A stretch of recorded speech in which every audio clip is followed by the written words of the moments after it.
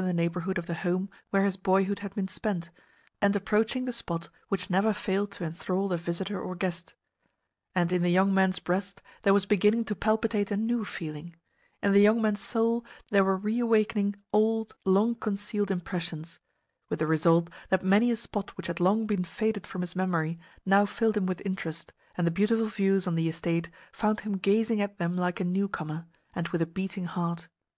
Yes, as the road wound through a narrow ravine and became engulfed in a forest where, both above and below, he saw 3 centuries-old oaks, which 3 men could not have spanned, and where Siberian firs and elms overtopped even the poplars, and as he asked the peasants to tell him to whom the forest belonged, and they replied, "To Tientietnikov," and he issued from the forest and proceeded on his way through meadows, and past spinneys of elder and of old and young willows, and arrived in sight of the distant range of hills, and, crossing by 2 different ridges the winding river, which he left successively to right and to left of him as he did so, he again questioned some peasants concerning the ownership of the meadows and the flooded lands, and was again informed that they all belonged to Tientietnikov, and then, ascending a rise, reached a tableland where, on one side, lay ungarnered fields of wheat and rye and barley, and on the other the country already traversed, but which now showed in shortened perspective,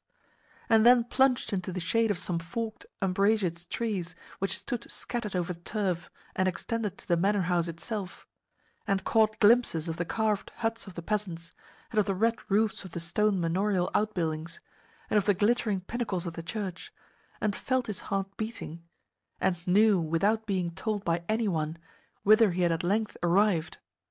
Well, then the feeling which had been growing within his soul burst forth, and he cried in ecstasy, "Why have I been a fool so long? Why, seeing that fate has appointed me to be ruler of an earthly paradise, did I prefer to bind myself in servitude as a scribe of lifeless documents? To think that, after I had been nurtured and schooled and stored with all the knowledge necessary for the diffusion of good among those under me, and for the improvement of my domain, and for the fulfilment of the manifold duties of a landowner who is at once judge, administrator, and constable of his people, I should have entrusted my estate to an ignorant bailiff, and sought to maintain an absentee guardianship over the affairs of serfs whom I have never met, and of whose capabilities and characters I am yet ignorant. To think that I should have deemed true estate management inferior to a documentary, fantastical management of provinces which lie 1,000 versts away, and which my foot has never trod, and where I could never have effected aught but blunders and irregularities. Meanwhile another spectacle was being prepared for him. On learning that the Baron was approaching the mansion, the muzhiks collected on the veranda in every variety of picturesque dress and tonsure, and when these good folk surrounded him, and there arose a resounding shout of "Here is our foster father! He has remembered us!" and, in spite of themselves, some of the older men and women began weeping as they recalled his grandfather and great-grandfather, he himself could not restrain his tears, but reflected, "How much affection! And in return for what? In return for my never having come to see them, in return for my never having taken the least interest in their affairs." And then and there he registered a mental vow to share their every task and occupation. So he applied himself to supervising and administering. He reduced the amount of the bashchina, he decreased the number of working days for the owner, and he augmented the sum of the peasants' leisure time. [Footnote: Bashchina. In the days of serfdom, the rate of forced labor, so many hours or so many days per week, which the serf had to perform for his proprietor. End footnote. He also dismissed the fool of a bailiff, and took to bearing a personal hand in everything, to being present in the fields, at the threshing floor, at the kilns, at the wharf, at the freighting of barges and rafts, and at their conveyance down the river. Wherefore even the lazy hands began to look to themselves. But this did not last long. The peasant is an observant individual, and Tientietnikov's muzhiks soon scented the fact that, though energetic and desirous of doing much, the Baron had no notion how to do it, nor even how to set about it; that, in short, he spoke by the book rather than out of his personal knowledge. Consequently, things resulted not in master and men failing to understand one another, but in their not singing together, in their not producing the very same note. That is to say, it was not long before Tientietnikov noticed that on the manorial lands nothing prospered to the extent that it did on the peasants'. The manorial crops were sown in good time and came up well, and every one appeared to work his best, so much so that Tientietnikov, who supervised the whole, frequently ordered mugs of vodka to be served out as a reward for the excellence of the labor performed. Yet the rye on the peasants' land had formed into ear, and the oats had begun to shoot their grain, and the millet had filled, before, on the manorial lands, the corn had so much as grown to stalk, or the ears had sprouted in embryo. In short, gradually the Baron realized that, in spite of favors conferred, the peasants were playing the rogue with him.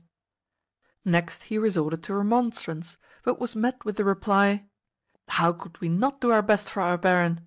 You yourself saw how well we labored at the plowing and the sowing, for you gave us mugs of vodka for our pains." "Then why have things turned out so badly?" the Baron persisted. "Who can say? It must be that a grub has eaten the crop from below. Besides, what a summer has it been! Never a drop of rain." Nevertheless, the Baron noted that no grub had eaten the peasants' crops, as well as that the rain had fallen in the most curious fashion, namely, in patches. It had obliged the moujiks, but had shed a mere sprinkling for the Baron. Still more difficult did he find it to deal with the peasant women. Ever and anon they would beg to be excused from work, or start making complaints of the severity of the barstchina. Indeed, they were terrible folk.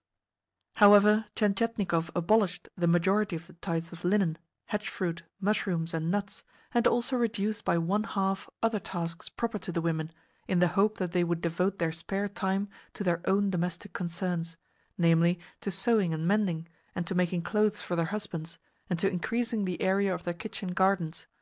Yet no such result came about.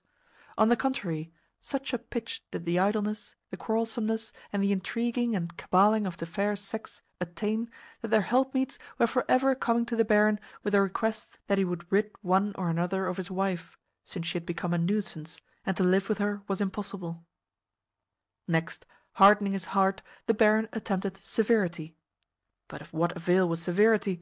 The peasant woman remained always the peasant woman, and would come and whine that she was sick and ailing, and keep pitifully hugging to herself the mean and filthy rags which she had donned for the occasion.